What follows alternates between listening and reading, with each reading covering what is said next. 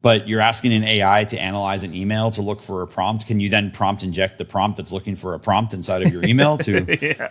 The tricky part here is the research we're showing is how an attacker could, with a carefully crafted prompt, delete calendar events, learn the location, control home appliances. I mean, they went all the way.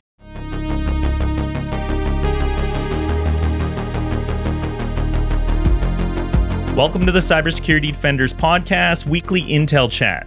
My name's Christopher Luft. I'm one of the co-founders of LimaCharlie, and I will be your host. Joining me today to break down the cybersecurity news being shared by the awesome InfoSec community is the one and only Matt Bromley. And don't forget, this podcast is brought to you by LimaCharlie, maker of the SecOps Cloud platform, infrastructure for security operations. Think of it as a backend for your MSSP, where everything is built API first. Scale with ease and confidence as your business grows. You can start today for free at limacharlie.io. Now let's get into it. How you doing today, Matt Bromley? Hey, Chris, I'm doing well. How are you doing today, sir?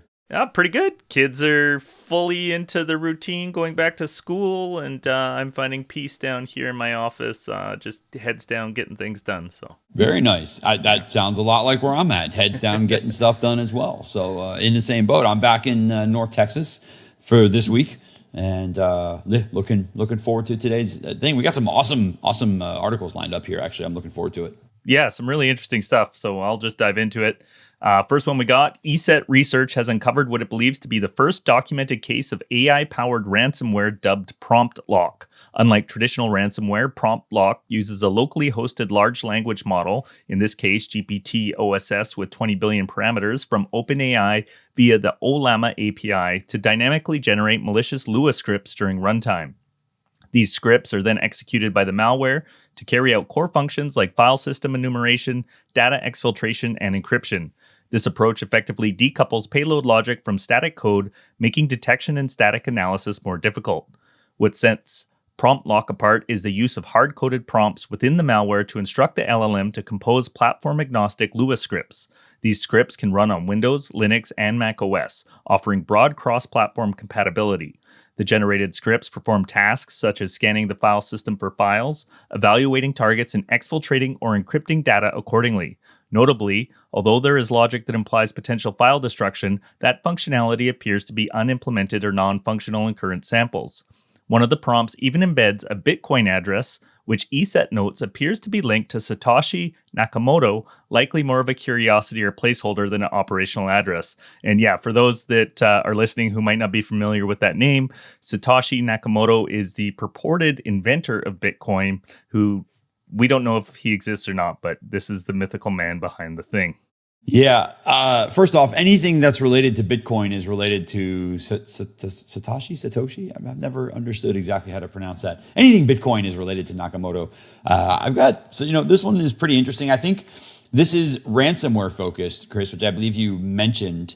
This is, I think, the second piece of AI fueled malware that we've talked about on this show over maybe just as many weeks as well. I feel like we were talking about one that was also using prompts to write a real-time discovery script to perform reconnaissance on a system, if I remember correctly. I think that was the exploitation on the NPM system there. That maybe that's what it was. It was able to operate really fast because it was using AI as part of their workflow there.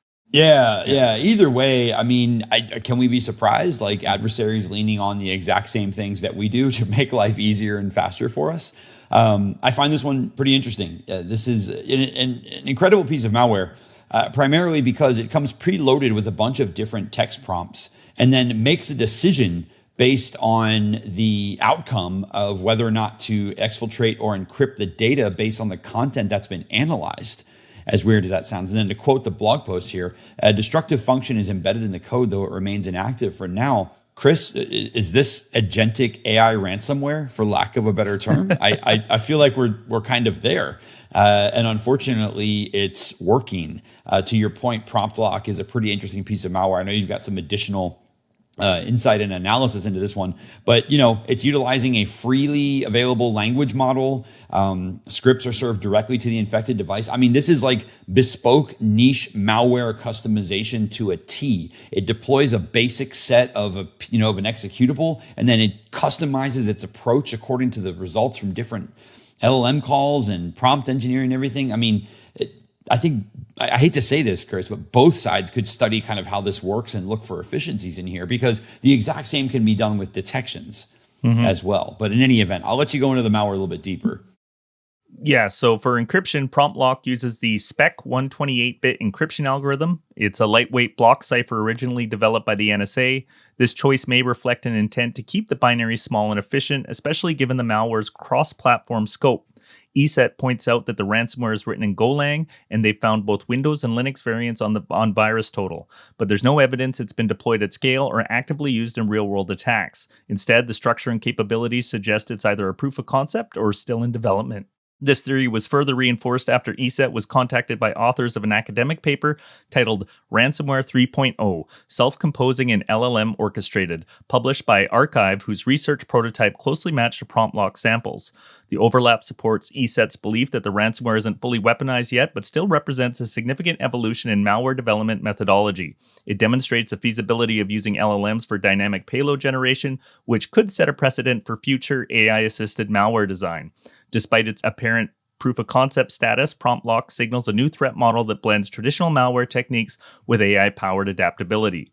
And yeah, I think like the fuzzy stuff, like landing on a machine and trying to figure out what its file system looks like to find the thing that you're looking for, like that's exactly where AI excels, these sort of fuzzy decision-making things. So super interesting to see how this kind of stuff evolves in the wild.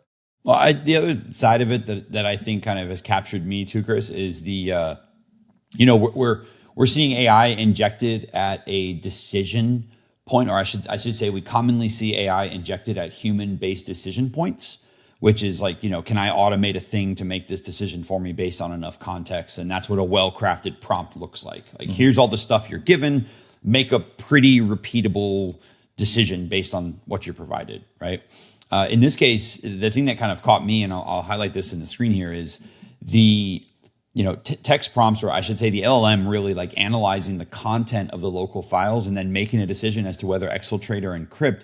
As odd as this sounds, I hope some folks are reading between the lines here. It's essentially bumping file content up against a freely available language model to then make a determination as to what type of content is inside of it.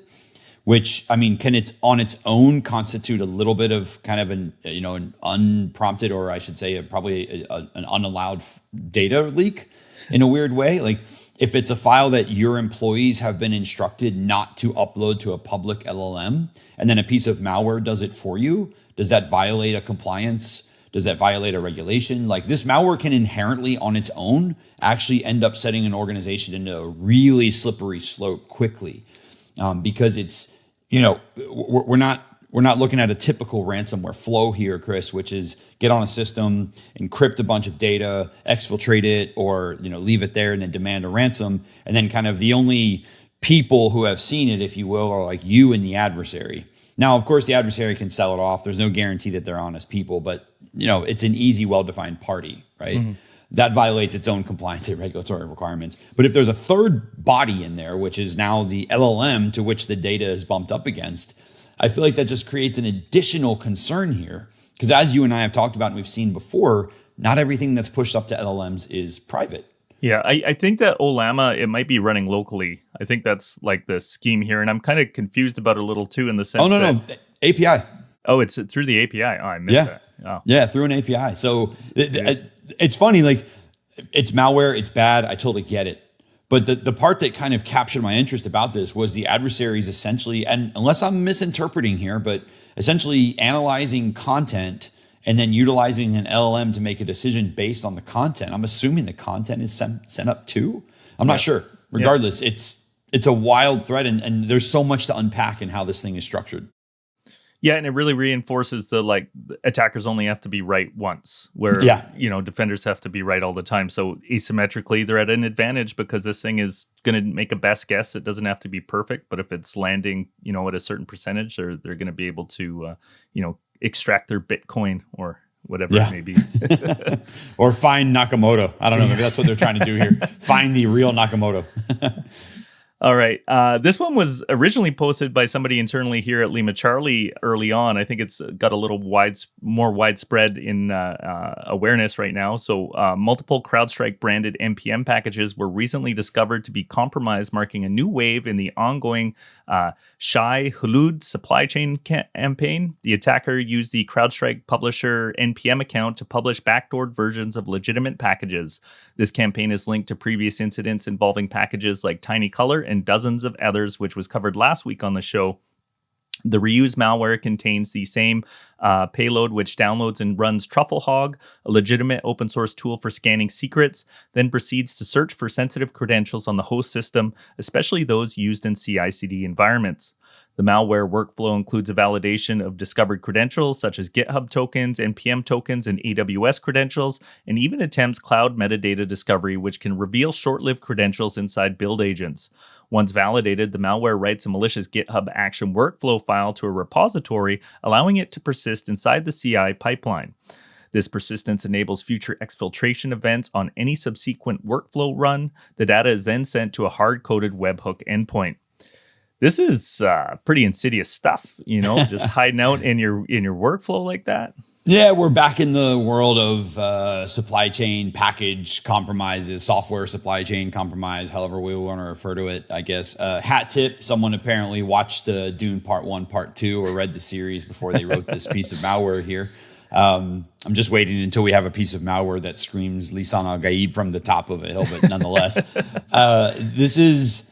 Okay, so I want to reiterate for a lot of folks here, CrowdStrike is getting the mention here because they're CrowdStrike. This was a compromise of packages published by CrowdStrike. This was not a compromise of CrowdStrike. I want to first insert that in there because there's plenty of folks I've talked to who have been like, CrowdStrike needs to lock their stuff down. And Chris and I are not here to give compliments or insults towards any other company that's out there, but we're here to just let folks know this is a typical software supply chain flow. We've talked about this at least a dozen times on this show. Yep. This is an adversary finding a way to get malicious code inserted into an NPM or a PyPI or a Ruby gem or some other package that gets leaned on with the assumption and the hope that people will import or update their packages, not paying attention to the content inside of it, and then just run the application that loads that code, and then that loaded code then does that malicious thing behind the door, right? So in this case, this, I don't know, Shai-Hulud, I'm not even sure what to call this malware at this point. This campaign has been referred to as Shai-Hulud, but it's been seen before. This is not the first time we're seeing it, but interestingly enough, includes a workflow file named Shai-Hulud.yaml. So that's probably where it comes from. And by the way, as the article mentions, these are the sandworms in Dune, in case anyone was curious. On the planet of, Chris? Arrakis. There we go. Nice. There we go. Awesome. I had to look in the back there. Now, with that said, the way to get around these folks, this is every single other software supply chain we've talked about, right? You must read every single line of code of every single package that you ingest. I'm obviously kidding. We can't expect that to happen whatsoever. This is going to continue to be a growing vector and a growing a sore spot in security, unfortunately, because we have little visibility into how this is done. And when it's done, it propagates very quickly. And unfortunately, it can lead to some pretty sensitive compromise here. This one, Chris, as you mentioned, look for things like GitHub tokens, NPMs, AWS access keys, AWS secret access keys. I'd be willing to bet $1 or $2 that when the adversary steals these things, they go and launch a bunch of coin miners, probably, because that's my sore spot for what these malware authors do. But point being, this is going to be a continued area for issue, number one. And number two, it's going to be another reason to validate and be very vigilant about package imports and reliance on software. And when I say vigilant, I'm kind of also doubly, maybe agreeing or accepting that unless you have some sort of on-system dynamic scanner that is running all the time, every time an update happens or every time a new piece of code is pushed, you're likely not going to notice this until it happens afterwards and then it's publicized and talked about. So being vigilant, rotating keys if you need to, only utilizing software that is, and I want to say trustworthy because I don't think CrowdStrike was publishing untrustworthy software. It's just having awareness and vigilance into what you're importing. And then when stuff like this comes up, being prepared to quickly remediate. Yep. This is one of those situations where from an IR perspective, I wouldn't necessarily call this like a massive system-wide breach, but I would instead evaluate the credentials that were stolen and then go and adjust from there and limit what the adversary can do and then launch into a full assessment and whatnot, simultaneously wrapping, secure development processes around what our what our developers are building and the packages they're integrating.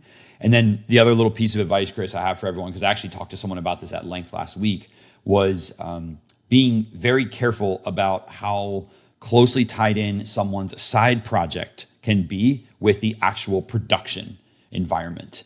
And someone even told me like a quick remediative effect is, everyone gets kind of a corporate card.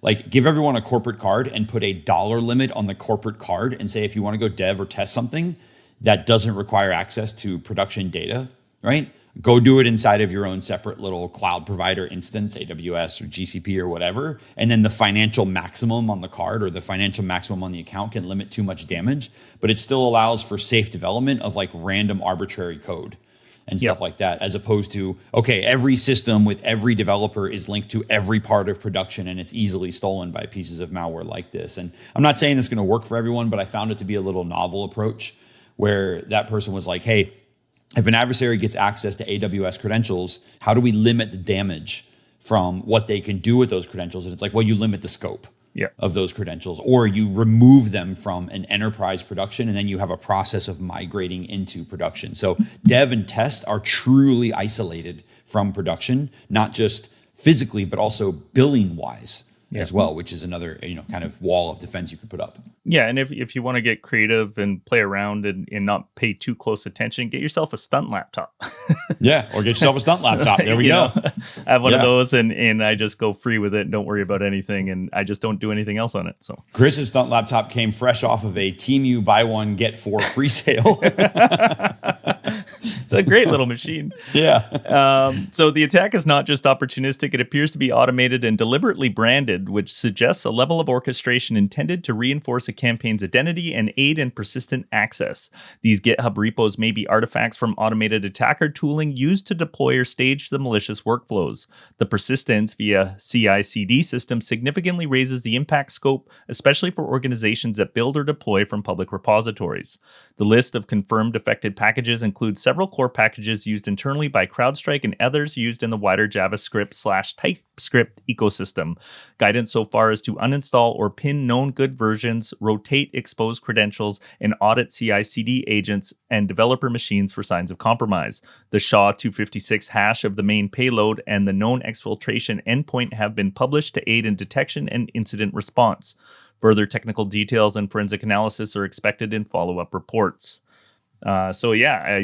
I just think we're going to see more and more of this. It seems to be a recurring theme on the podcast lately, and there's opportunity there. I think I've said that several times on the show. Like, when there's a big problem like this, we see all the time. Like that's where innovation can happen. So if you're out there and looking to build something, that's it's a good place to point the cannons. Chris, let me insert one little other piece of advice for folks here. The guidance, and no offense to the folks at socket.dev, I think this is a good piece of guidance. Their first kind of call out there, which is uninstall or pin to known good versions until patch releases are verified. Pinning to a known good version is only something you can do after the disclosure of an attack or a compromise or malicious code or something like that. Because technically, until this thing was discovered, everyone thought those were known good versions. Right. So known good versions is typically going to refer to either a version that has not been impacted, which is going to require a little bit of research on the developer side to determine, okay, what versions. And if we scroll down, we can see if I just pick one, for example, this art WS/DI, there's only 2 versions here that were impacted. I'm assuming pinning outside of those is you're kind of in the safe and you're in the clear. So that might be a quick remediative way while you go and rotate credentials and secrets and move stuff around if you need to. But I'm aware for everyone that pinning to a known good version is only something that happens after the fact. Mm-hmm. And where I'm going with this is don't pin during development, because you may inadvertently pin against a bad version that you then have to go and undo. So there's a lot of development practices that need to either be taken into account, or we need to insert like human in the loop breakpoints for. So that way folks are like, okay, does this create or expose a potential risk or not? And then similarly, having the ability to quickly audit and figure those out. Yeah. All right. So another warning from our headlong push into all things AI. Researchers at AI security firm Edison Watch have uncovered a new vulnerability in the ChatGPT calendar integration, revealing how it can be exploited to execute attacker-controlled commands. The issue lies in the way ChatGPT handles Model Context Protocol, or MCP, tool calls, a feature that allows the AI to interact with the user's connected services such as email, calendar, payments, and more. In a demonstration, Edison Watch founder, I'm not going to try and say your name, I apologize, showed that by sending a malicious calendar invite containing a specially crafted prompt, essentially a jailbreak payload, an attacker could instruct the ChatGPT to retrieve sensitive emails and forward them to an external email address, all without the victim explicitly accepting the invite. The vulnerability arises when the victim uses ChatGPT to help prepare for the day, which includes parsing calendar entries. If one of those entries includes a prompt that tells ChatGPT to take specific actions, such as accessing and exfiltrating emails, those actions can be executed as part of ChatGPT's normal behavior. The system doesn't require the user to open or interact with the malicious invite. It only needs to be on the calendar and processed by ChatGPT during a routine calendar check. While the feature currently requires manual approval from users in developer mode, the researchers argue that human behavior, particularly decision fatigue, makes this a viable path for exploitation. So, I mean, I think that last bit right there really kind of puts a brakes on maybe some of the panic I felt the first time I read the headline here, because I know some people on the team using similar stuff.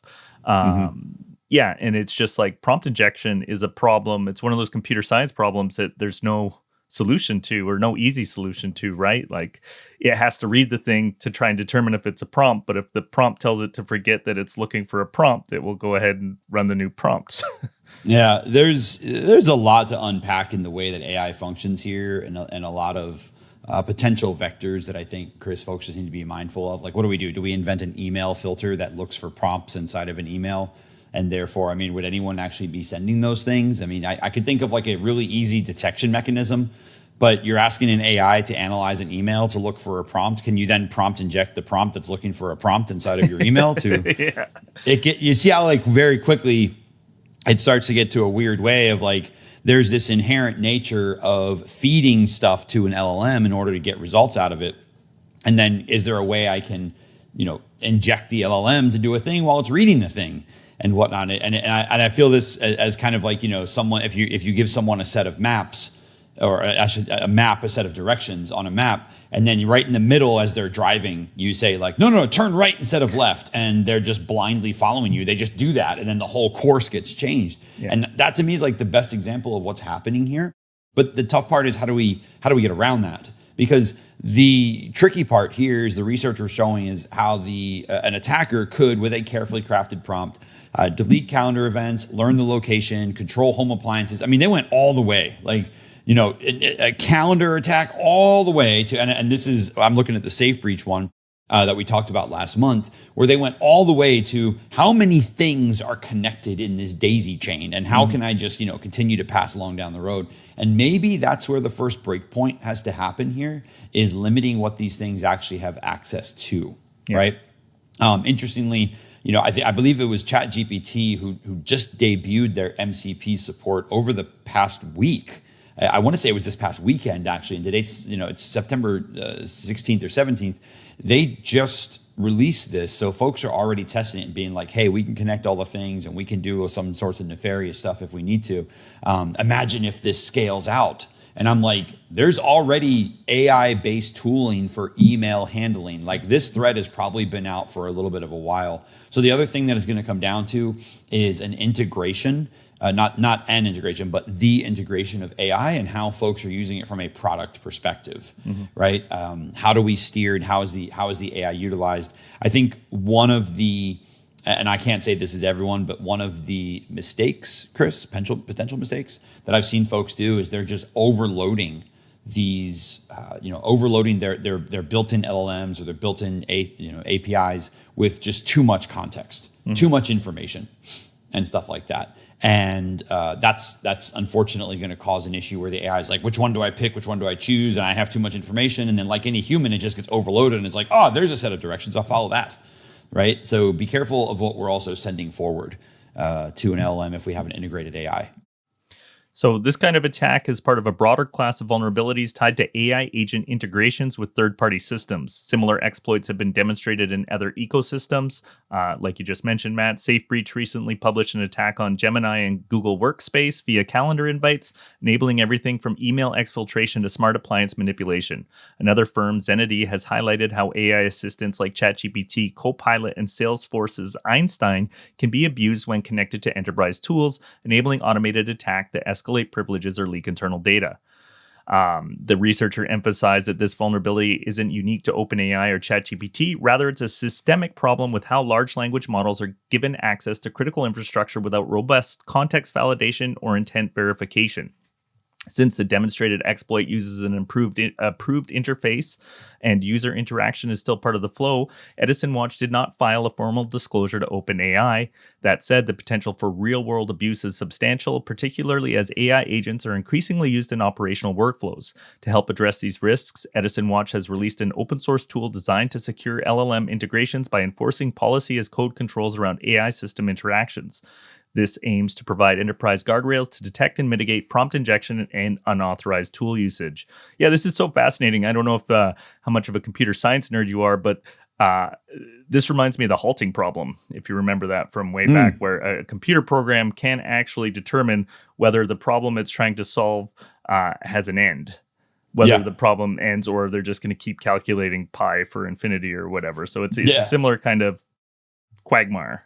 I've absolutely great usage there. I've actually seen this kind of in production happen as well in certain environments where the LLM it kind of gets stuck in a little bit of a loop, and I view this as another thing that happens from a coding perspective as well, where the AI is just like it's recognizing that it's not happy with the output or kind of what's going to be the result that gets returned, so it continues to try to find a better result, but that digs a deeper hole.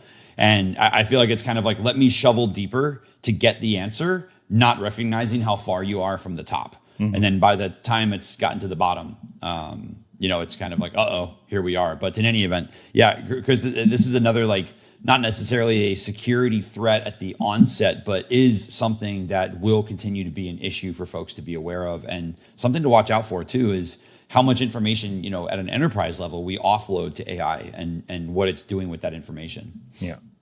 All right. So the last one I have caught my attention because it was written by our old friend, Nate Nelson, who worked with us to write that early hacker history episodes we did on the show. Nate, if you're listening, I miss you, pal, and I hope life is treating you well.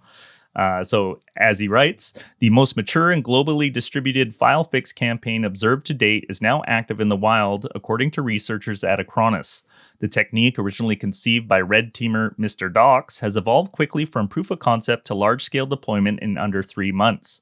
This latest campaign integrates multiple layers of deception and technical sophistication, including realistic phishing lures, PowerShell obfuscation, AI-generated can you say that for me, Matt? Steganographic? Steganographic? Steganographic. Okay, we'll go with it. Steganographic payloads and multi-stage execution chains. FileFix, a successor to the earlier ClickFix method, capitalizes on user familiarity with Windows File Explorer rather than less commonly used run dialog. The social engineering tactic tricks users into pasting a malicious file path into the Explorer address bar. In reality, this is a disguised PowerShell command that executes upon pressing enter. In the observed campaign, attackers impersonate Meta or Facebook, warning users of impending account closures. Victims are lured into clicking an appeal button, which initiates the FileFix trick, copying what they think is a file path, but is actually executable code into Explorer. Some pretty sly social manipulation here.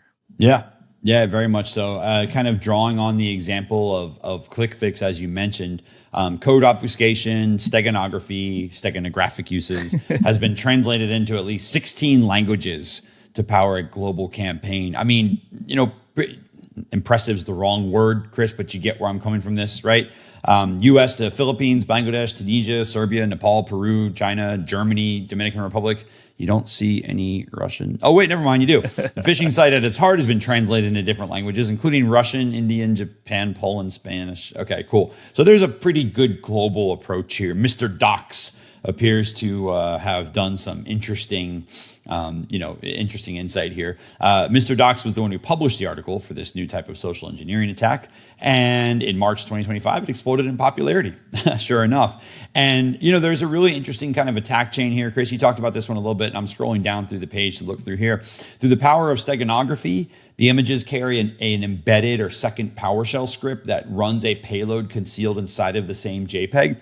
Steganography is, for anyone who's curious, really a way of hiding, I'm going to say extra data inside of images is like the kind of core terminology of it there.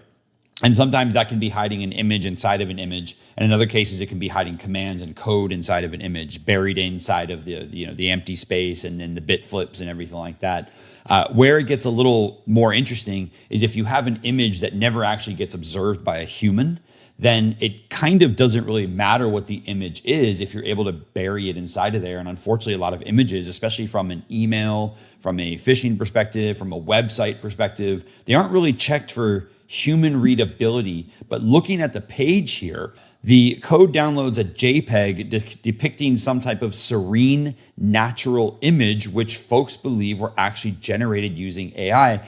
And here we go once again. It's the week of AI, or I guess it's the episode of AI threats. The dawn of the era of AI. Another avenue of where adversaries are finding ways to utilize AI to generate images that leave enough of a hole inside of them that they can embed code. And that is just a fantastic way of really kind of taking over an older style technique. I remember steganography from decades ago being this way to hide code inside of a code. And there's all sorts of steganography detectors and way to break pictures out. It was a CTF challenge for many years back in the 2010s or early 2000s and stuff like that.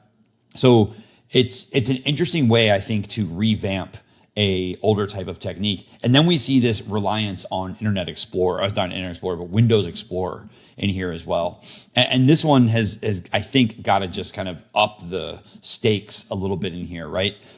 The attacker creates a phishing site that asks users to upload a file. When the user gets clicked to upload, the site copies PowerShell code and launches Explorer. And here's the thing, most EDR tools are going to ignore Explorer because it is baked into the Windows operating system. There's nothing you can do about it whatsoever, number one.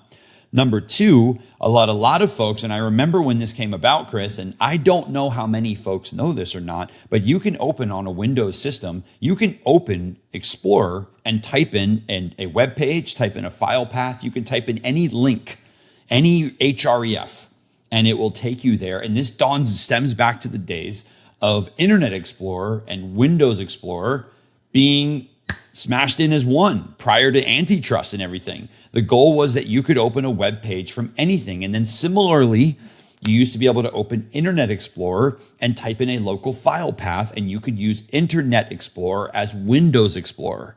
So we've got this kind of older legacy style capability of being able to run a site anywhere, Chris, and it works in a Windows perspective. And unfortunately, it ends up subverting a lot of EDR evasion or EDR detection techniques. Is a pretty unique and interesting form of evasion for sure.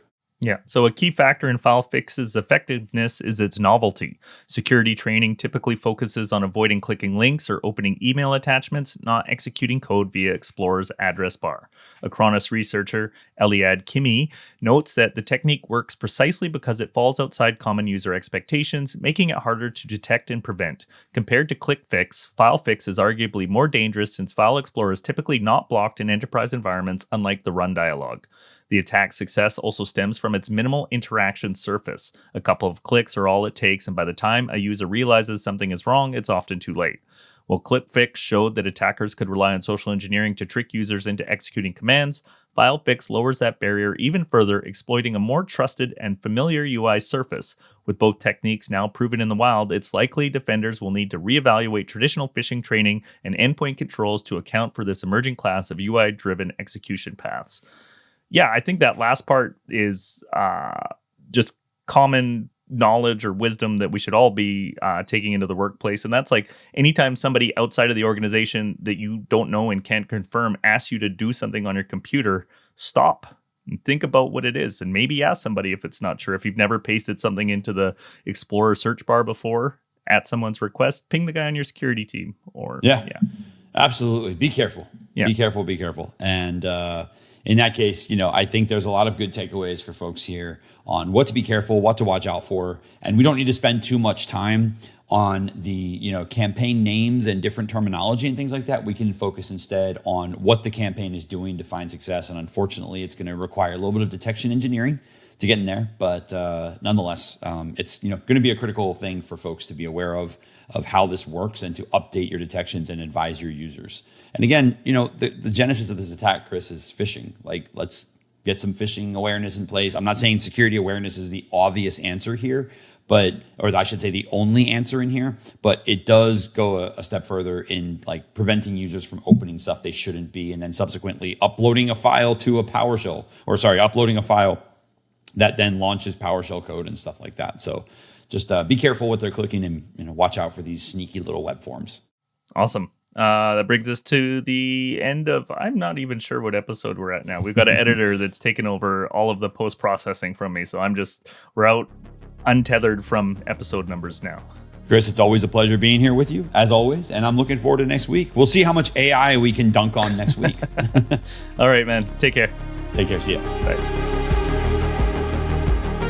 And that brings us to the end of another Intel Chat. You can support this show by sharing your favorite episodes with a friend, or subscribing and giving us a rating, or leaving a comment on your chosen podcast platform. If you want to be part of the conversation and access the intel we talk about in real time, you can join our community forum at community.limacharlie.io. Thanks for listening in, and we'll see you on the next one. The Cybersecurity Defenders podcast is hosted and produced by Christopher Luft. The show is co-produced and edited by Sam Blake with graphics by Amr Al-Khatib. Sponsored by LimaCharlie, scalable infrastructure for your security services. Visit limacharlie.io to get started for free.